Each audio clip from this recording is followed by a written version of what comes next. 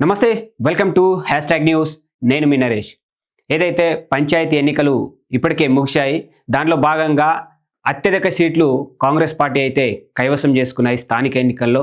దాంట్లో భాగంగా నిన్న ముఖ్యమంత్రి రేవంత్ రెడ్డి గారు నిన్న తన నివాసంలో జూబ్లీహిల్స్ తన నివాసంలో మీటింగ్ పెట్టడం అయితే జరిగింది, ప్రెస్ మీట్.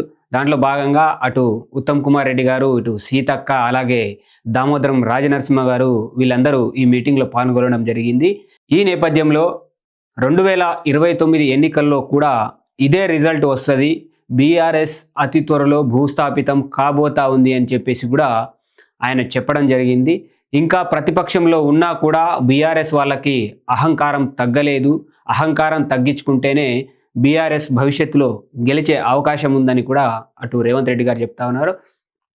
అంతేకాకుండా కేటీఆర్ గారు వర్కింగ్ ప్రెసిడెంట్ పదవిని ఎప్పుడైతే స్వీకరించారో అప్పటి నుంచి బీఆర్ఎస్కి ఓటమి అనేది మొదలైందని చెప్పి కూడా ఇటు రేవంత్ రెడ్డి గారు విమర్శలు చేయడం అయితే జరిగింది. దాంట్లో భాగంగా అటు బీఆర్ఎస్లో వాళ్ళలో వాళ్ళు కొట్టుకుంటున్నారు. ఏంటంటే అటు వర్కింగ్ ప్రెసిడెంట్ కేటీఆర్ని తీసేసి ఇటు హరీష్ రావుని ఎక్కియాలని చెప్పేసి వాళ్ళ సోషల్ మీడియాలోనే వాళ్ళకు వాళ్ళు కొట్లాడుకుంటున్నారని చెప్పేసి కూడా ఆయన చెప్పడం జరిగింది నిన్న.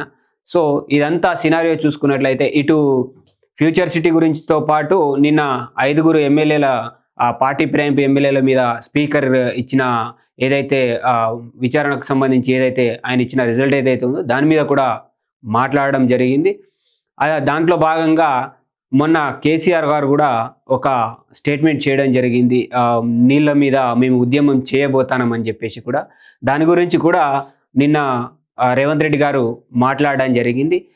ఈ అన్ని అంశాలపై కూడా ఆయన మాట్లాడడం జరిగింది. ఇటు ఫిరాయింపు ఎమ్మెల్యేలకు సంబంధించి అయితే అది కోర్టులో ఉంది, పార్టీ పరంగా ముఖ్యమంత్రిగా నేను మాట్లాడకూడదు అని చెప్పేసి కూడా ఆయన మాట్లాడడం జరిగింది. ఫోన్ ట్యాపింగ్ కేసు కావచ్చు, అటు ఈ ఫార్ములా రేస్ కేసు గురించి కావచ్చు, ఇలా చూసుకున్నట్లయితే అన్ని విచారణలో ఉన్నాయి.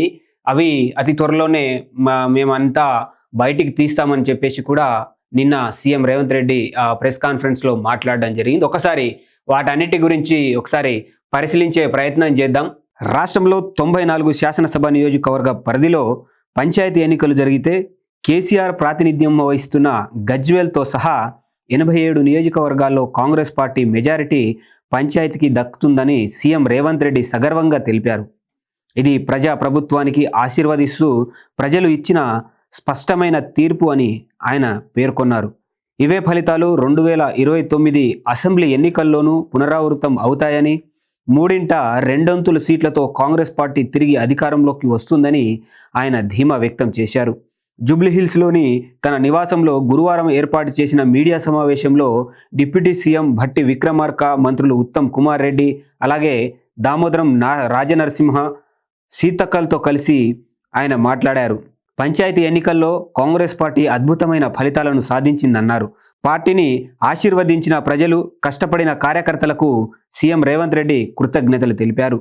రాష్ట్రంలోని 12,700 గ్రామ పంచాయతీలకు ఎన్నికలు జరగ్గా అందులో 7,527 చోట్ల కాంగ్రెస్ పార్టీ అభ్యర్థులు, 808 పంచాయతీల్లో కాంగ్రెస్ రెబల్ అభ్యర్థులు గెలిచారు.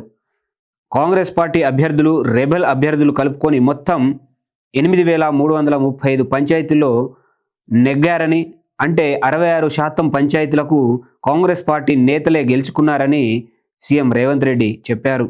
ఈ ఎన్నికల్లో బీఆర్ఎస్, బీజేపీల కూటమిగా పోటీ చేశాయని, అయినా ఆ రెండు పార్టీలకు కలిపి వచ్చిన పంచాయతీలు 33% మాత్రమేనని సీఎం గుర్తు చేశారు. బీఆర్ఎస్ 3,511 స్థానాలు గెలుచుకోగా బీజేపీ 710 చోట్ల గెలిచిందని, రెండు పార్టీలకు కలిపి 4,221 స్థానాలు వచ్చాయని సీఎం రేవంత్ రెడ్డి చెప్పారు. భవిష్యత్తులో రెండు పార్టీలు కలిసి పోటీ చేయడానికి ఈ ఎన్నికలే పునాది అని సీఎం రేవంత్ రెడ్డి గారు చెప్పారు. రాష్ట్రంలో బీఆర్ఎస్ ప్రభుత్వం ఉన్నప్పుడే అద్భుతాలు జరిగాయి, ఆ పార్టీ అధికారంలో ఉంటేనే బాగుండేది అన్నట్లుగా కేంద్ర మంత్రి కిషన్ రెడ్డి వ్యవహార శైలి ఉందని, అది చూశాక కూడా ఆ రెండు పార్టీలు కలిసి లేవన్న అనుమానం ఎవరికి ఉంటుందని సీఎం రేవంత్ రెడ్డి ప్రశ్నించారు. కాంగ్రెస్ అధికారంలోకి వచ్చిన తర్వాత పట్టణ ప్రాంత పరిధిలో జరిగిన కంటోన్మెంట్ జూబ్లీహిల్స్ ఉప ఎన్నికల్లో ప్రజలు తమకు ఆశీర్వదించారని సీఎం గుర్తు చేసుకున్నారు. 94 గ్రామీణ శాసనసభ నియోజకవర్గాల పరిధిలో గ్రామ పంచాయతీ ఎన్నికలు జరిగితే 87 నియోజకవర్గాల పరిధిలో కాంగ్రెస్ అత్యధిక పంచాయతీలను గెలిచిందన్నారు. గత అసెంబ్లీ ఎన్నికలతో పోలిస్తే కాంగ్రెస్ పార్టీకి అదనంగా 21 నియోజకవర్గాల్లో ఆధిక్యం వచ్చిందని సీఎం కొనియాడారు.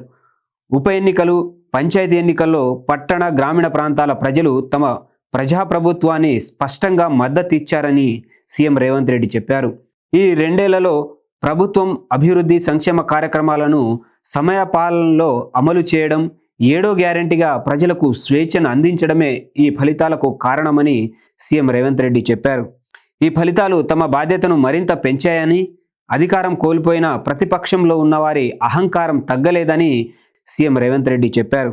మరొక ఆయన కడుపులో విషం ఉందని, దాన్ని ఆయన తన మాటల వ్యవహార శైలిలో చూపిస్తున్నారని సీఎం రేవంత్ రెడ్డి విమర్శించారు. పంచాయతీ ఎన్నికల తీర్పుతోనైనా వారికి కనువిప్పు కలగాలన్నారు. 5 ఎమ్మెల్యేలపై అనర్హత పిటిషన్ను తోసిపుచ్చుతూ స్పీకర్ తీసుకున్న నిర్ణయంపై రాజకీయ పార్టీగా తాము స్పందించడానికి ఏమీ లేదని సీఎం రేవంత్ రెడ్డి చెప్పుకొచ్చారు. స్పీకర్ నిర్ణయం నచ్చని వారికి న్యాయస్థానాలు ఉన్నాయి కదా అని వ్యాఖ్యానించారు. అసెంబ్లీ సమావేశాలు ముగిసిన ప్రతిసారి స్పీకర్ విడుదల చేసే బులెటిన్లో బీఆర్ఎస్ సభ్యులు 37 మంది అంటూ స్పష్టంగా ప్రకటిస్తున్నారని, దాన్ని ఏ ఒక్కరోజు బీఆర్ఎస్ వారు ప్రశ్నించలేదని సీఎం రేవంత్ రెడ్డి చెప్పారు.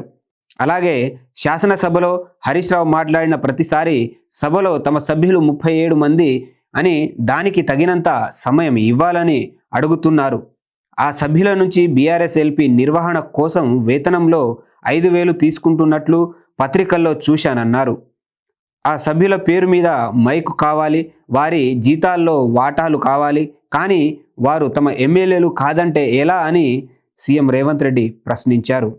పదే హరీష్ రావు గారు శాసనసభలోనే మేము 37 మంది శాసనసభ్యులు ఉన్నాం, మాకింత సమయం ఇవ్వాలని మాట్లాడింది మీరు కళ్ళతో చూసిరు, మీరు చెవులతో విన్నారు, అవునా? ప్రతిసారి శాసనసభ ముగింపు సమావేశాలలో స్పీకర్ గారు ఒక బులెటిన్ ఇష్యూ చేస్తారు. ఏ పార్టీకి ఎంతమంది శాసనసభ్యులు ఉన్నారు, వారు ఎంతెంత సమయం మాట్లాడినరని ప్రతిసారి బులెటిన్ ఇష్యూ చేస్తారు స్పీకర్ గారు. ఇప్పటివరకు జరిగిన అన్ని శాసనసభ సమావేశాల ముగింపులో స్పీకర్ గారు స్పష్టంగా ప్రకటించారు. ఏ ఒక్క రోజు కూడా స్పీకర్ గారి నిర్ణయాన్ని వాళ్ళు ప్రశ్నించలేదు.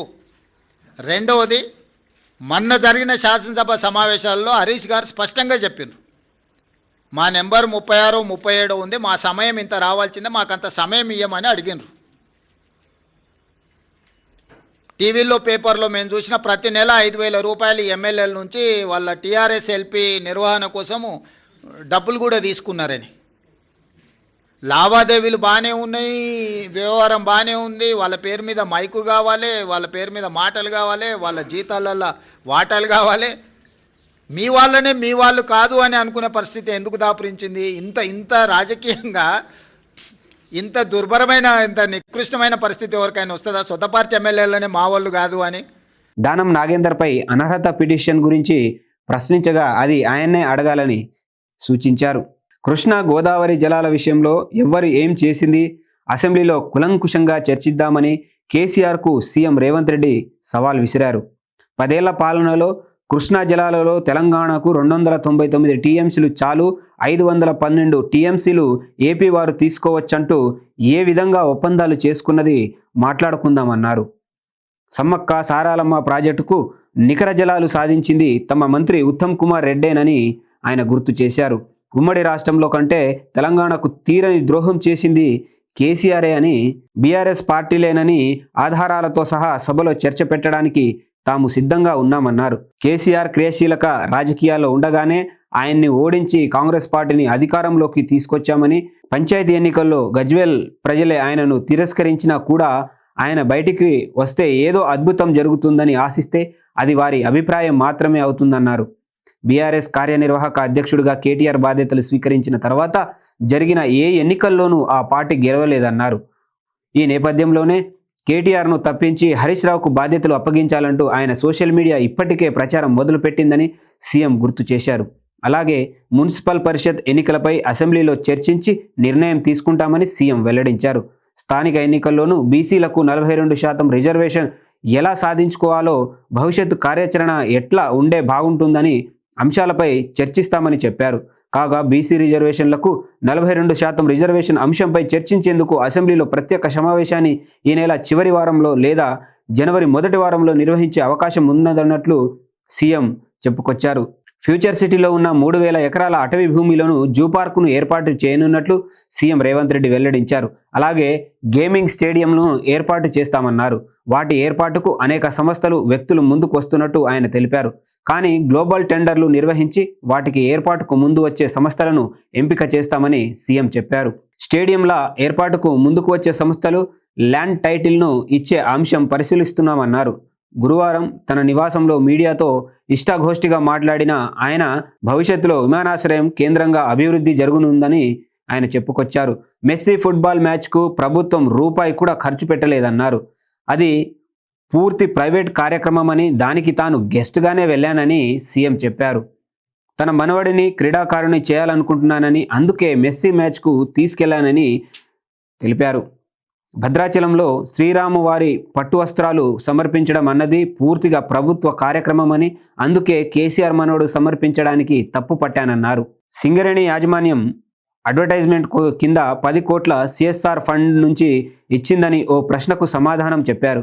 జిహెచ్ఎంసీ పాలనను సులభతరం చేయడానికి మున్సిపాలిటీలు అలాగే గ్రామాల విలీనం చేపట్టినట్లు సీఎం చెప్పారు. విలీనం అయ్యాక అన్ని చోట్ల జిహెచ్ఎంసీల మార్గదర్శకాలే అమలవుతాయని, దాంతో నగరం ఒక క్రమబద్ధీకరణలో అభివృద్ధి చెందుతుందన్నారు. ఫార్ములా ఈ రేస్ కేసులో దర్యాప్తు కొనసాగుతుందని సీఎం స్పష్టం చేశారు. ఐఏఎస్ అరవింద్ కుమార్పై ఛార్జిషీట్ దాఖలు చేయడానికి ఇంకా డిఓపిటి అనుమతి రాలేదని, అది రాగానే చర్యలు ఉంటాయని సీఎం చెప్పారు.